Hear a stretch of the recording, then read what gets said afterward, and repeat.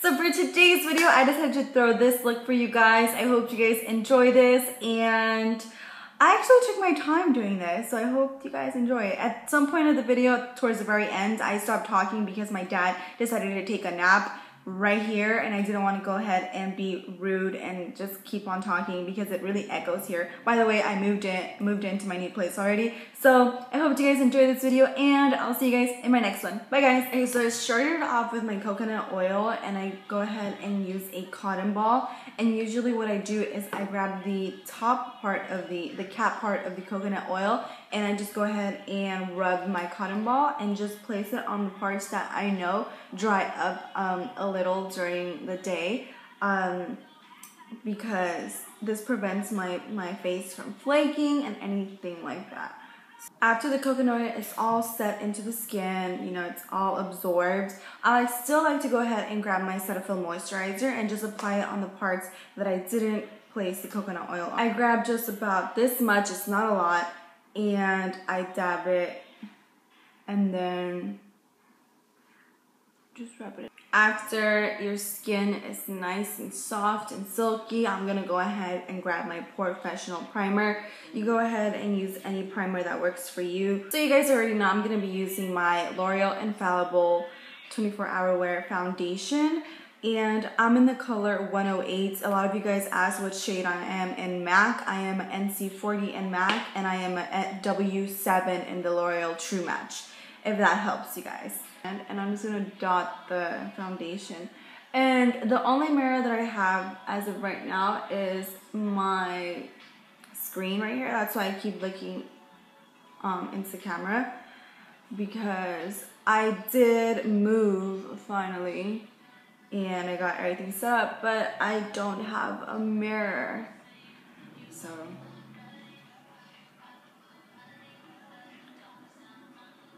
and I'm just gonna go ahead and blend this out with a beauty blender or my Real Techniques beauty sponge.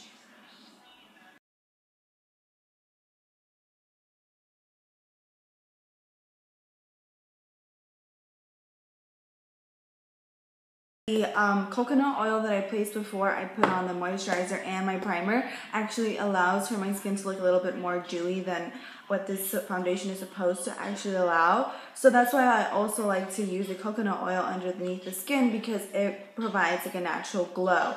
But I do set this foundation with my Revlon Nearly Naked Powder, which is just this one right here. I think, what shade is this? It's light pale, and I'm like dark.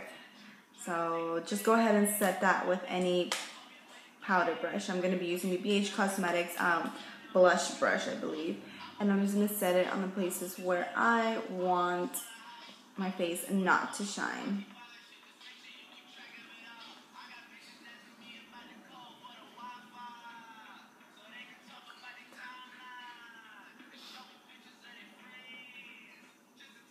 Go ahead and highlight the very inner corners or conceal. Yes. And then I'm trying to cut back on how much concealer I use, but probably it's still a lot. So yeah. I just gotta blend it out.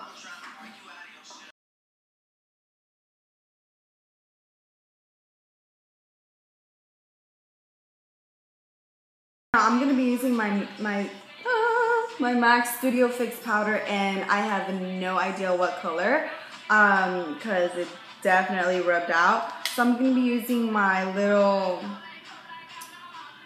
I guess, baby powder brush from Real Techniques, and I usually use this brush for the under eye concealer powder. So excuse me, Kobu, stop being a little devil. So I just go ahead and set it. And I brought the concealer down around my nose, so all of this could be highlighted as well. What we're gonna do now is we're gonna prep for the eyes now, since this is what you guys basically came here for. I'm gonna be using the NYX base eyeshadow primer in the color, what are you? I idea what color this is. I believe it's called Skin Tone. So this is a no-name brush. I basically bought this brush online. I know it's supposed to be like the same brush as like some really fancy brush, but no. I'm just gonna go ahead and apply the eyeshadow base all over the eye.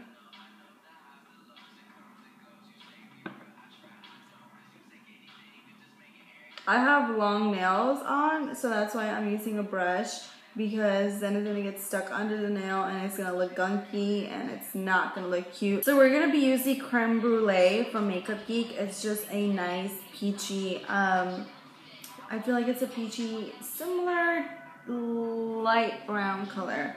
But basically we're gonna be picking this up with a dome brush as well from Makeup Geek. My makeup for my brush collections for eyeshadows is not big, so that's why I repeat a lot of brushes, but do keep in mind that my brushes are clean when I do these makeup looks. So basically I'm just going to go ahead and use this as a default color, as a transition color for all the shadows that we're going to be using. Now we're gonna deepen up that crease. Oh my god, I feel like I have hair everywhere. With the color Preppy as well from Makeup Geek. It's a nicer, it's like a more yellow tone brown. I'm not good at describing things, but it's this color. And with the same brush, I'm gonna go ahead and apply it. So just to darken up that creme brulee from the crease.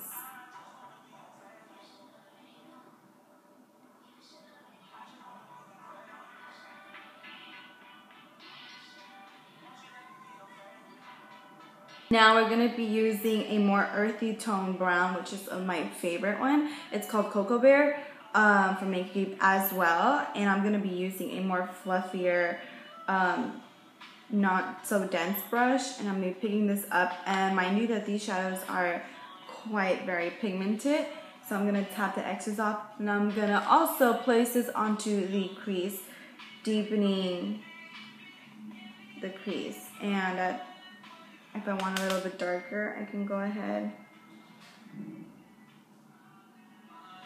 Okay, just read the text from the number that I have no idea who the fuck it is.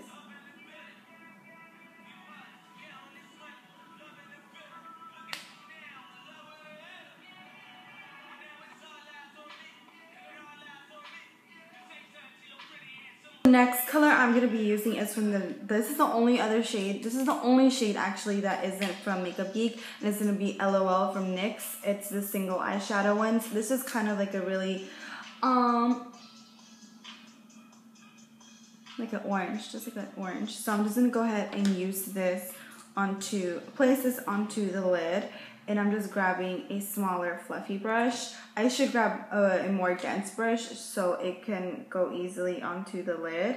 But this color is gonna be covered up, so it doesn't really matter.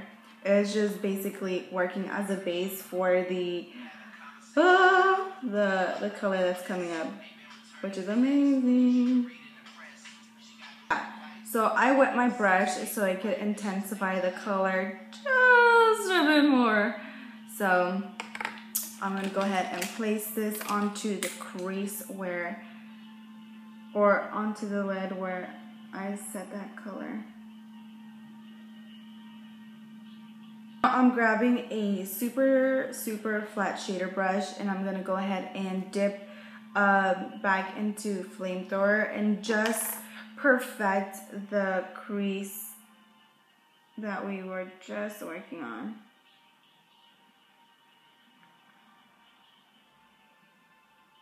Now the very last Makeup Geek shadow is Bitten, which is one of my all-time favorite brown smoky color, and I'm going to be grabbing a smaller baby tone brush and tapping off the excess of that color, and I'm going to work it on top of the crease, just to give this eye like a little bit more of a defined look.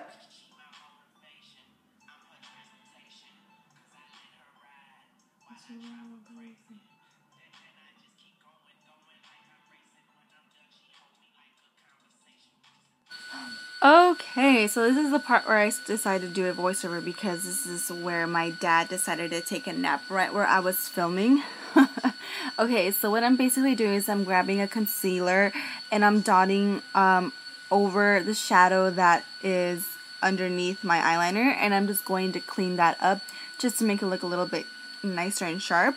And then I'm grabbing Preppy and Cocoa Bear, and I'm using those two shadows for the lower lash line to smoke it out, just to make the look a little even.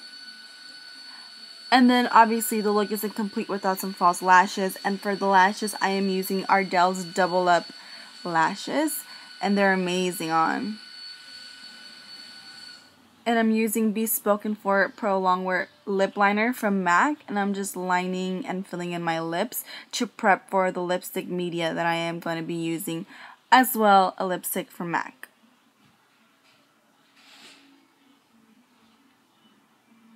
And I'm just going to go ahead and warm up my face using the Sun Bronzer from Rimmel London, I believe, and I'm just warming up my cheeks to prepare for the contour in a few. So obviously I'm going to be using my Anastasia Beverly Hills Contour Kit in the shade Light to Medium. And I am just trying to give myself some cheekbones, or at least enhance my cheekbones, because I got a pretty squared face, a fat face. And I'm just going to go ahead and also make a C shape, contouring the temples and the cheekbones. And then grabbing mascara and applying a generous amount for the bottom lash. Don't forget about those. And that completes the look, ladies. I hope you ladies enjoy. If you guys do decide to recreate this look, go ahead and tag me on Instagram. I always leave everything down below. Bye, ladies. I hope you guys enjoy.